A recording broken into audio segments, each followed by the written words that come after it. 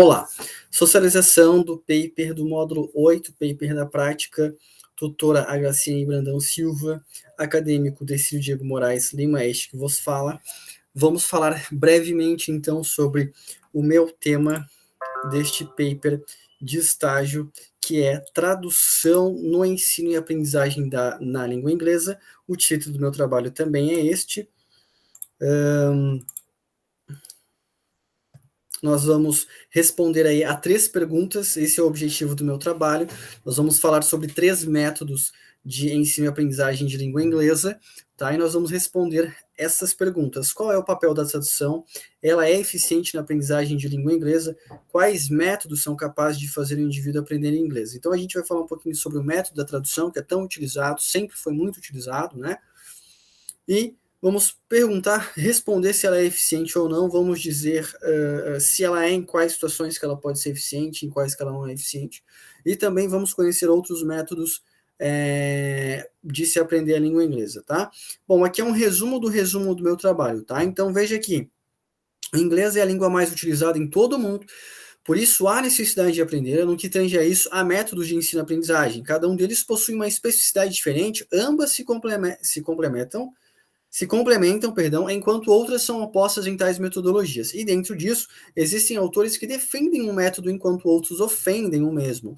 De qualquer forma, cada método tem sua razão de existir, tem sua funcionalidade para se chegar ao conhecimento de uma segunda língua. Veja que tem um método ali dentro do meu trabalho que é totalmente em oposição ao método tradução, tá? E tem outro método que não, até utiliza a tradução, mas de forma secular, certo? Então, as palavras-chave do meu resumo, elas não estão neste resumo aí, estão dentro do meu trabalho, mas como trata-se exatamente do que significa, do assunto do meu trabalho, então são essas: gramática e tradução, que trata-se de um método, método sem tradução, que é outro método, e abordagem comunicativa, ok? Bom, um resumo da minha introdução, então. A aprendizagem da língua inglesa é fruto de muita persistência e imersão ao idioma. Com isso, percebe-se que a aquisição deste idioma, no caso, né, precisa aí de métodos eficazes na construção do conhecimento.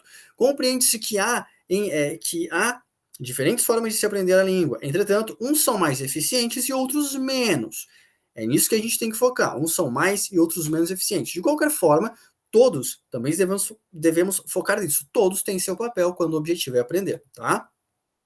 Entrando, então, na fundamentação teórica, em que um dos métodos que eu pesquisei, então, foi a gramática e a tradução, tá? É um método eficaz no que diz respeito a conhecer um novo vocabulário e até aprendê-lo, a pronunciar. Isto é, para quem deseja assistir a um filme ou uma série em que haja legenda, este método pode ajudar na compreensão. Contudo, é pouco válido quando se precisa construir um diálogo, ou seja, vivenciar de fato um outro idioma que não seja o materno. Ainda que este método seja utilizado em escolas nos dias de hoje, ele não tem função social, porque não propõe ao aluno a conversa e somente o conhecimento de palavras. Por isso, tal método é criticado aí por professores, tá? Damasceno diz que vários estudos provaram que o estudo da tradução como ferramenta para o ensino de línguas oferece vantagens. No entanto, é importante mencionar que ensinar a tradução é muito diferente de ensinar uma língua estrangeira, utilizando-se da tradução como ferramenta. A ênfase aqui não está nas competências que um tradutor profissional precisa ter para realizar suas funções, mas nas vantagens que a tradução pode oferecer quando se trata do ensino de uma língua estrangeira. Veja que nós temos alguns professores que discordam dessa questão da tradução, do método gramática e tradução, como eficiente no diálogo. Mas Damasceno e alguns outros autores, né, dentro do meu trabalho, concordam que a tradução tem a sua função. Entretanto, ela não tem uma função muito interessante quando a gente fala de conversação, tá? Vamos falar um pouquinho sobre o método sem tradução agora, tá? Ele é extremamente oposto à gramática e tradução. Lembra que eu falei que nós tínhamos um método que era totalmente o oposto à tradução e outro que seria mais ou menos aceitaria de forma secular? Então, o método sem tradução, naturalmente, não quer a gramática e tradução. Por quê? Porque abomina o fato de apenas aprender um glossário, um vocabulário, o significado das palavras. Menciona que isso é totalmente ineficaz quanto ao uso efetivo da língua não materna. Isto é, para aprender inglês, deve-se imergir ao conhecimento profundo da língua. Por isso, aprender a L2 com um docente nativo é muito mais eficaz do que qualquer outro método, principalmente melhor que o gramática e tradução. Tá? Bom, Damascena também diz o seguinte: desde sempre o uso da tradução no ensino de língua estrangeira é visto como algo ruim para o aprendizado da outra língua. Veja que Damascena ela diz que é interessante, mas no aprendizado efetivo ela também é um pouco ruim, é visto como algo ruim, tá? Em contrapartida, nós temos o método da abordagem comunicativa, o qual não se implica tanto com o método, gramática e tradução. Lembra que eu falei que tinha um que até utilizava de forma secular? Então, seria esse, tá? Pelo contrário, até utiliza-se desse, né? Pois neste, a utilização de 4 habilidades, áudio, fala, leitura e escrita, precisam da tradução para se acompanhar o desenvolvimento do aprendiz em língua inglesa, tá?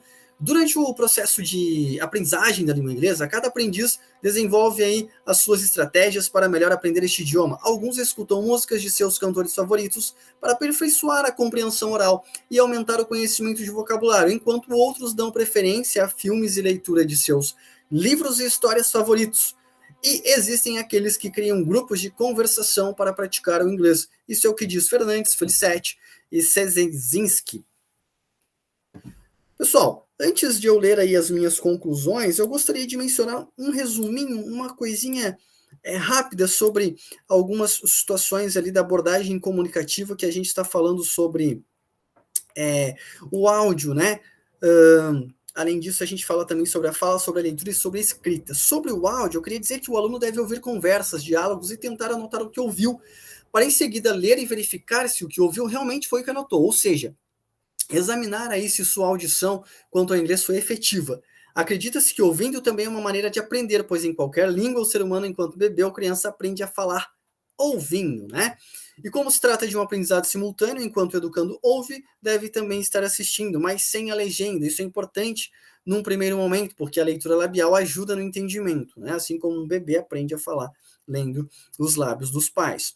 Um pouquinho sobre a fala, então, consiste no estudante, após usufruir a audição, procurar começar a repetir as frases ouvidas e ou responder às indagações de um diálogo, por exemplo, como se fosse um dos personagens da série ou do filme, ou ainda como se fosse o apresentador do programa em que ouviu e assistiu. Um pouquinho sobre a leitura também.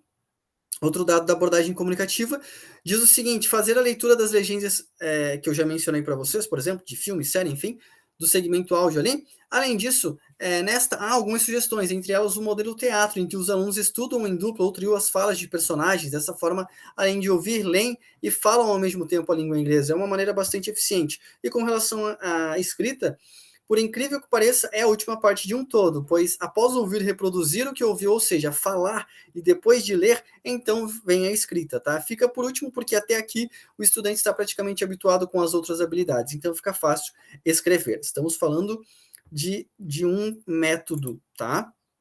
Que seria então ali a comunicação.